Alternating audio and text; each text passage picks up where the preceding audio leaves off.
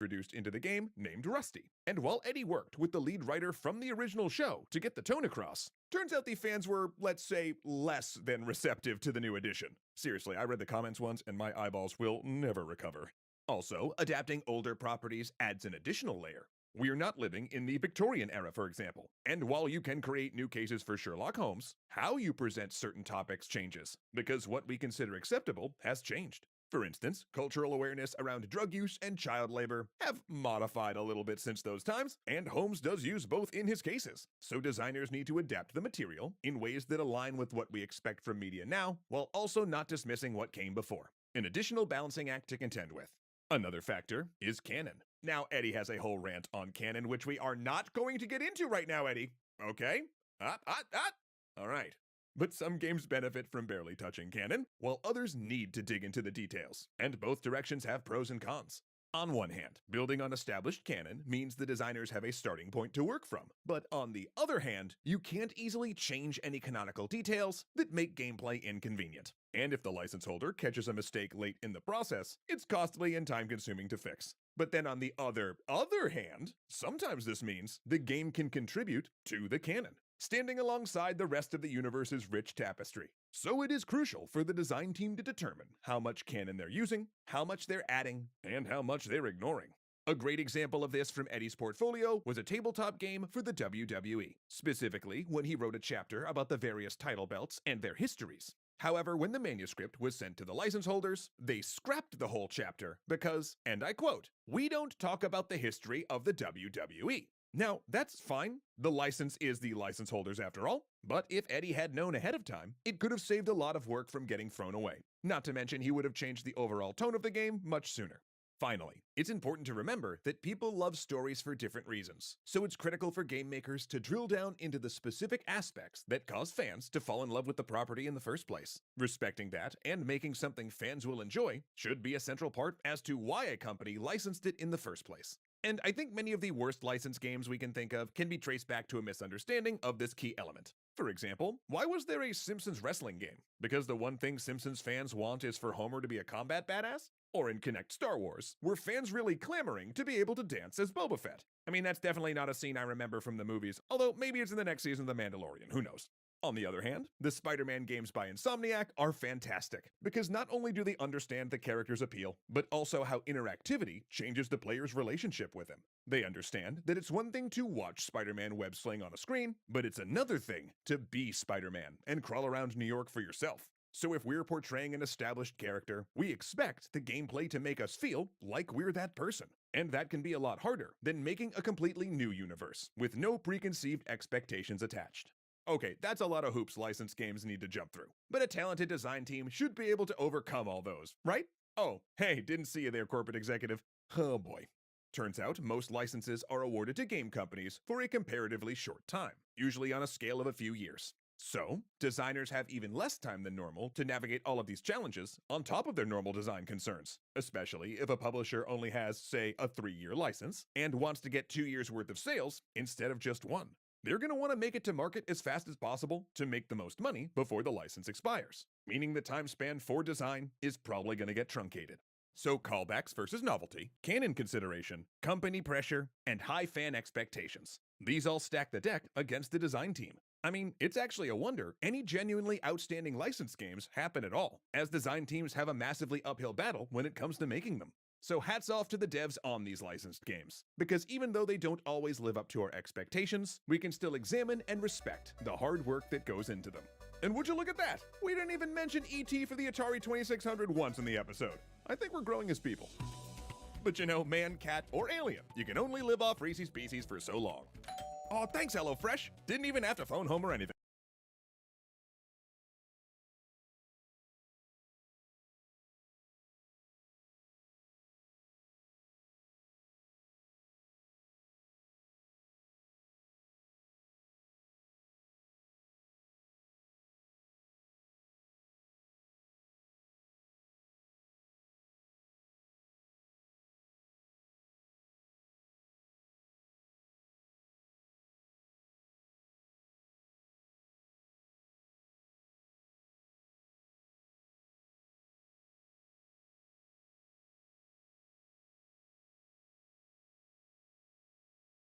Here's something you should never do.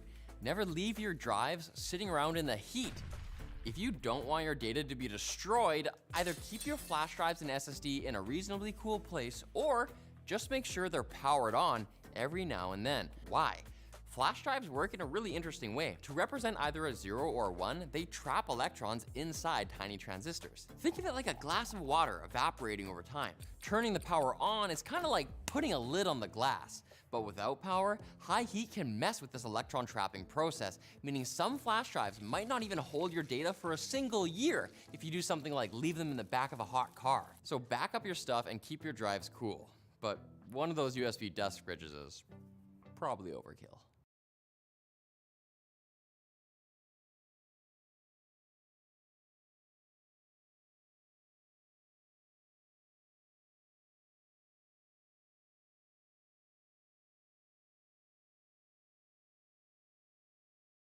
The following is rated S for spoilers.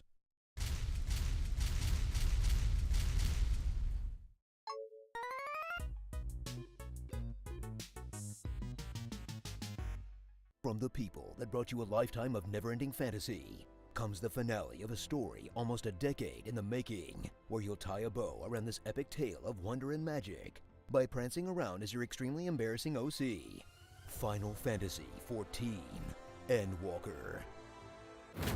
Experience the critically acclaimed MMORPG Final Fantasy XIV as the success of Shadowbringers and the utterly desolate state of WoW brings an influx of new players to Eorzea, wreaking absolute havoc on the servers, where attempting to log in took as long as waiting at the DMV, and congestion issues were so bad that they literally had to stop selling the game, where longtime fans were really happy to have their favorite game finally recognized, right until they get kicked out by an error and have to wait another 2 hours to log in. It's way more stable now that WoW refugees have lost interest like everyone knew they would.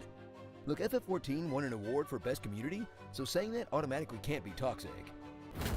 Discover the bevy of changes Square added for this expansion, where they tuned a bunch of classes and skills for 90, all of which everyone was naturally unhappy about because their mains got nerfed, along with the addition of new classes, Sage and Reaper, that, like any new class right out of the box, do a ridiculous amount of damage just by pressing 3 buttons. Then trek across the new areas as you explore to the ends of the galaxy, smacking every monster and alien you meet along the way until it dies horribly, in an expansion that doesn't change much, but just adds more of the FF you love.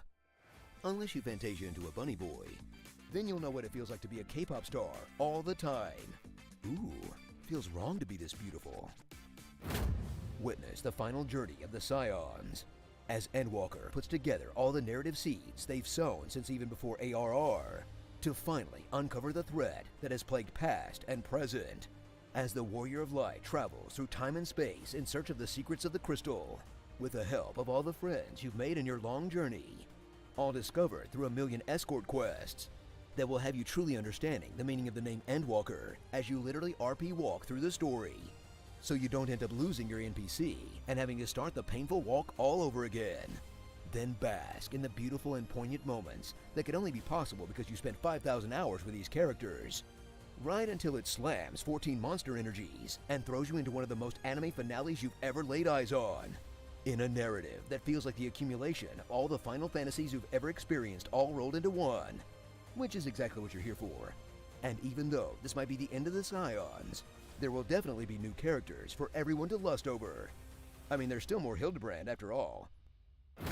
After you've prevented the calamity, loiter around the endgame, and kill time doing all the side things that you missed while you power-houred through the story, as you run all the 90 dungeons and raids, gathering gated currency to get your eye level maxed, so you can sit in Party Finder to do savage content with strangers, as you smack your face against particle effects and colorful mechanics for hours to not clear it, or avoid all that stress entirely and do all the other stuff designed to keep you subbed, like grinding your gathering and crafting, doing treasure dungeons, leveling up side classes, or waiting hours on end for a super rare monster to appear as someone writes the entire Shrek script in chat, all to bide your time until the next batch of content comes out instead of doing literally anything else, because at this point you've developed separation anxiety with this game.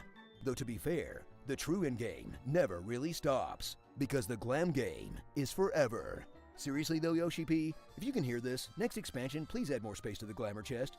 Doesn't even have to have a story, man. I just really need a place to store my hats. So call forth your dynamis and put a smile on your face in an epic conclusion worthy of its fantasy moniker, where just because it's the end doesn't mean it's final. Because there's definitely still at least 10 more years of content for you to pay for. And if there's one thing that Square excels at, it's squeezing that golden goose until it's a dry husk. I'm already shaking in anticipation for 1.014 Classic to come out. Shut up and take my money. Starring Weeaboo of Light, Sister Sister, This is Thancred, Meowster Waifu, Thou Payest Not Mine Sub, Precious Catboy to Protect at All Cost, Ponytail Mario, Toga Party, Fun Daniel, Regina George, Big Mommy Crystal, Millennion, Dad is the Pudding Way, and 2B Leggings. Fantasy Boys 14, Moon Tycoon.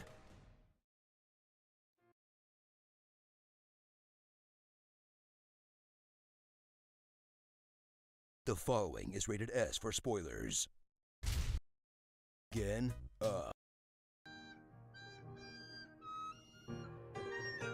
Tell us what you...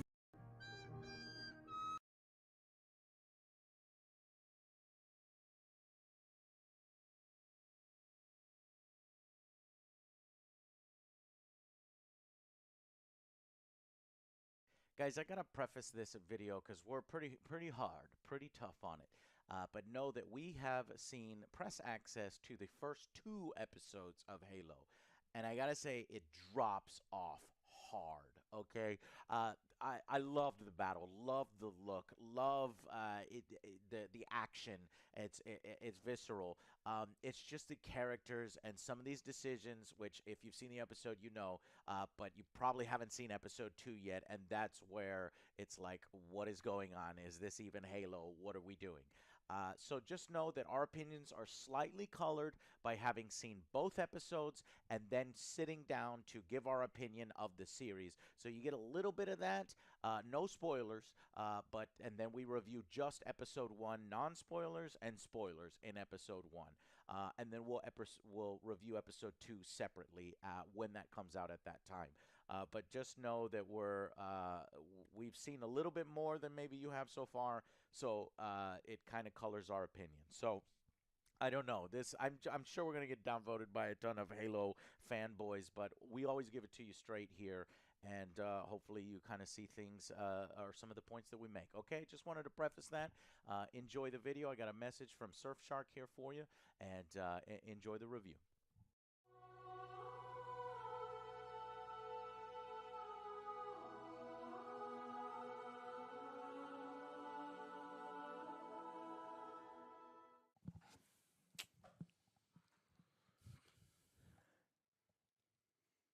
You done fucked it up.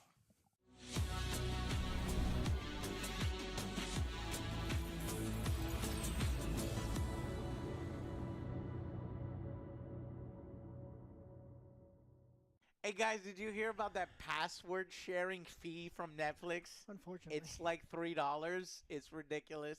And you know what? You're really going to need to get a lot more out of your Netflix subscription with that around. Do you know how you do that? With our awesome VPN, Surfshark VPN, which open up like 5 times more content to you with switching your local area, so you are never geo-blocked on what you can and can't watch in your region. And then, of course, the wonderful 24/7 support. The reason to have a VPN is to protect your data, right? You can have all of this for the low price of $2.21. That's less than the $3 password sharing fee, guys. And with the Angry Joe Show, we are giving you that 83% off with 3 extra months for free with Surfshark, guys. Protect your data. It's really important. Check it out Best part now. of all, unlimited devices. Don't forget that. Share with whoever you want. You can share. They do not care who you share with, friends or family. You got one of those, you're good to go. All right, guys, I hope you enjoy the video.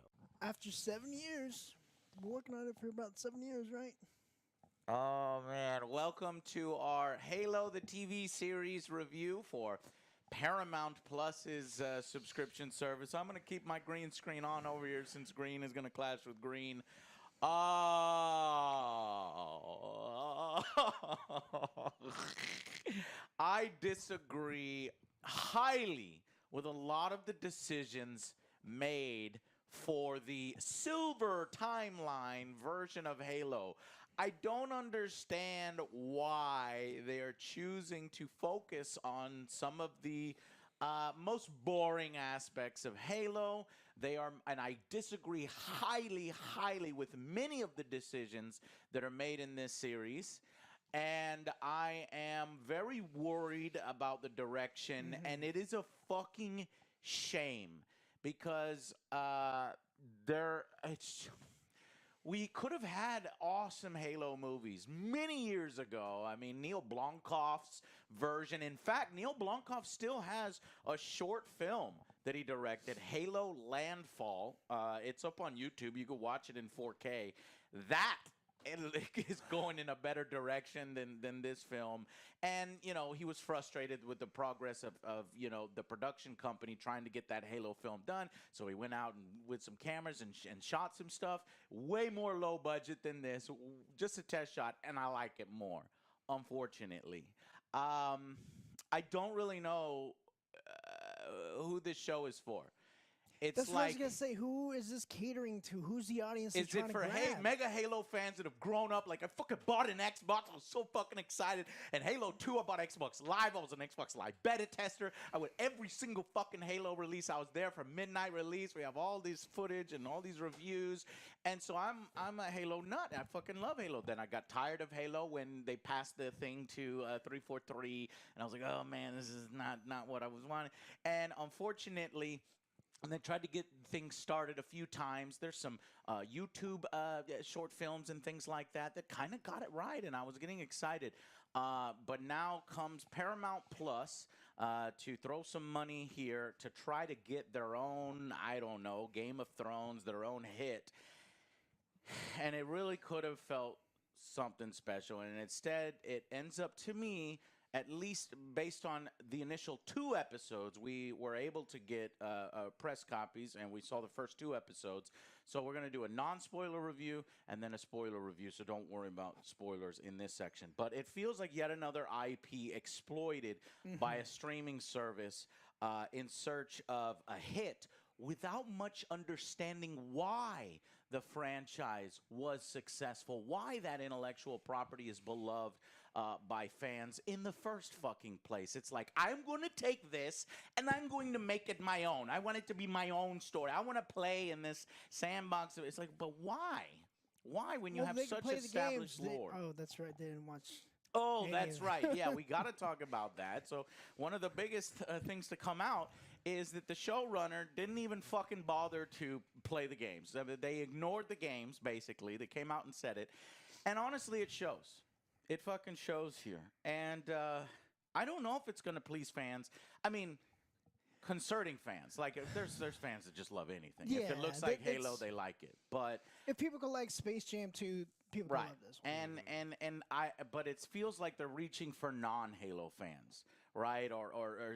And this show is just not going to get those people interested. It is very generic. Yeah. And it focuses on all the wrong areas. Like, nobody gives a shit about UNSC politics. Like, that's not what's interesting. This fucking show focuses on human stuff, right? That's the boring part. That's the boring part of Halo. What the fuck is wrong with you? It's the fucking games start in mid-battle and mid-war that we're fucking losing to the Covenant and then fucking Alien Ring and then eventually, of course, the Flood and all this fun. So maybe the series might eventually get there, but why start with a wet fart rather than a big hit or a really interesting, grindy piece of the timeline? And to the credit of the first episode, I will say I was surprised by the brutality of the action scenes. They're not like Disney Plus. They're not shy to show fucking blood and just bodies exploding when they come into part. That was the only good part. That honestly, basically the Covenant action scene. But even the Covenant action scene, I have problems with. I mean, it's supposed to be the Covenant. There's literally, it's just elites.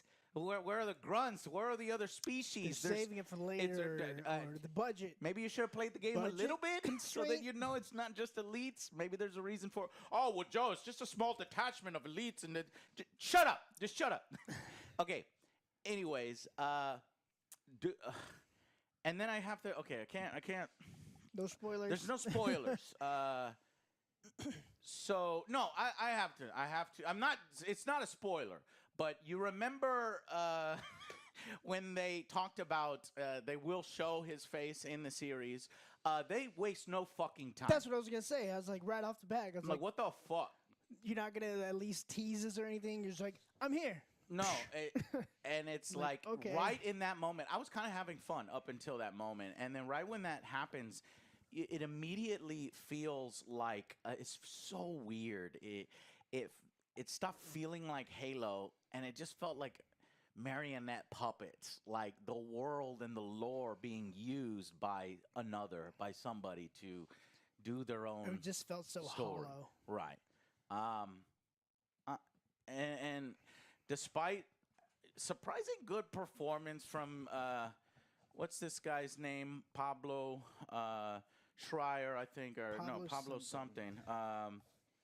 And he does a good job as Master Chief, but it's just kind of unfair now that because you take the helmet off and now this is Master Chief. Like, I mean, from now on, Schreiber, Pablo Schreiber is Master Chief, and people will associate Master Chief's face with that, and it's like, nah, man, I don't. There's too quick of a reveal. And they're banking everything on it. They already approved a season 2. It's already renewed for season 2. And the way I'm feeling like right now is, do you need to run out and get Paramount Plus to see Halo?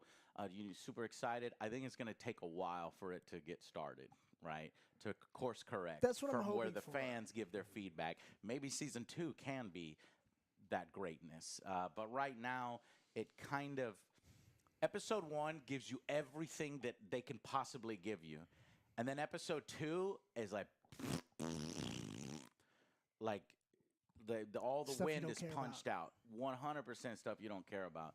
And so, and it's a shame because when the Covenant's on screen, or when it's like Marines and the actual fucking designs from the video game, and the fucking military bases are readying, and the Spartans are putting on their armor, and fucking like go go go, and the pilots are going, and there's gunfire. That shit is all fucking great. That they got that right. It's just the things in between that glue it all together. You couldn't care less. What did you guys think? I thought this was generic as fuck. Yeah. What has me worried about the trailer, everything that they showed in the trailer was just the first episode. So I think that's the best we're going to get after that. That's the best we're going to get. After that, just like, I there's don't care nothing about these people. Yeah, episode 2, there's not a single sequence in episode 2 that I liked. Yeah, like, I don't give a fuck about the people. It just... boring dialogue. I came here to go see the Covenant and the Spartans go at it. Something to entice me. But this whole human drama, I just... Between Halsey is, huge in this series. You've got machinations between Halsey and the admirals. Admiral Margaret. Something. What's the admiral's name? Admiral Margaret? Mm-hmm. Yeah. Parangoski. And she's from the lore, and a little bit of a villain kind of there. She's a villain here. It's just not compelling and stuff. I just feel right like I don't understand why they're doing this with badass characters. It also makes no fucking sense. They need a babysitter. Like, every time they're going for babysitter missions. Why? Yeah. Why? I feel like that's what Quan's going to be. Yes, so let's talk about Quan. I don't like so a lot Quan's of people, character already because, like, all right, a lot of people seen were this worried before. that they'd be like, oh, we're not going to focus on Master Chief. It's going to focus on Quan. Master Chief will be sidelined in his own series. Okay, yeah. Quan is a main character. You're going to have to get over that. She's definitely a main character. You could think of her as the... what's the guy from the Halo Infinite? What's his name? I don't remember his name because who cares about him? The Hispanic guy from the fucking Halo Infinite. Does anybody remember his name? No, Alex? he sucks. All right, there you go. That's basically who this could be. Right, I do not care. She's not a fighter at all. Why do you think people will watch a Halo series?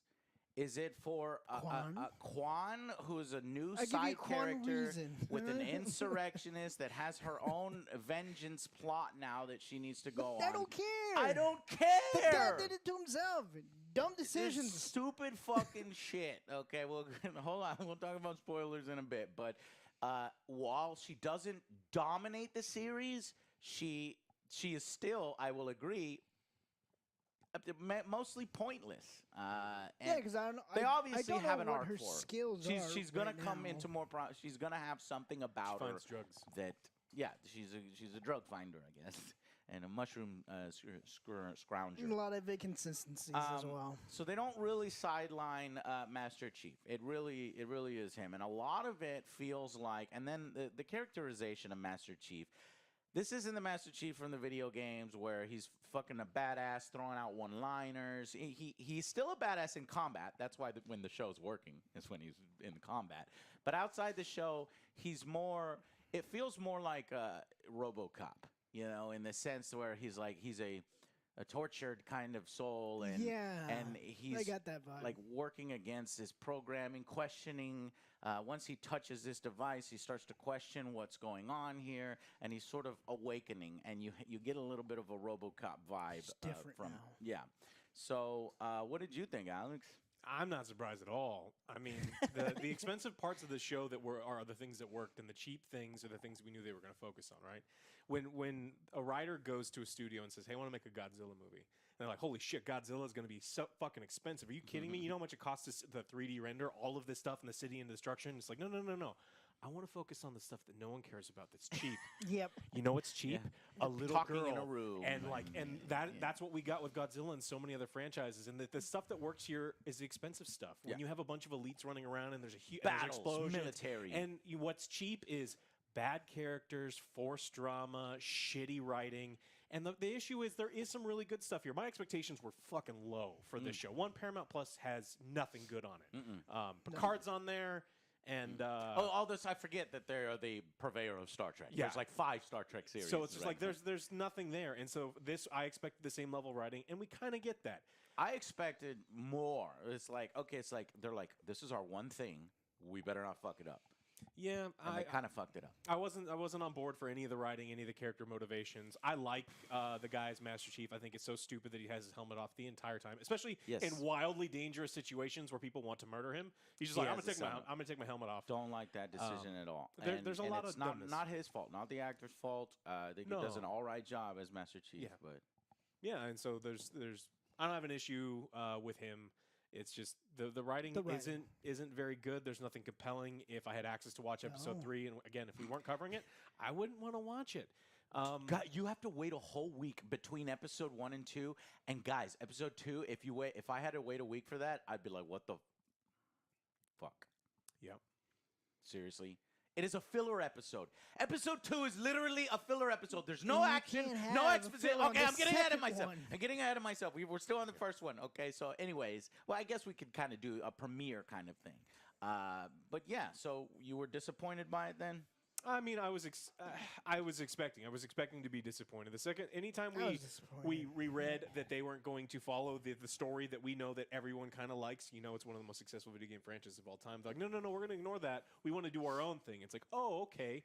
What's that thing from Paramount we got? Sheer fucking hubris, where you're like, oh, I know that there's this established story and books, which I love, and lore.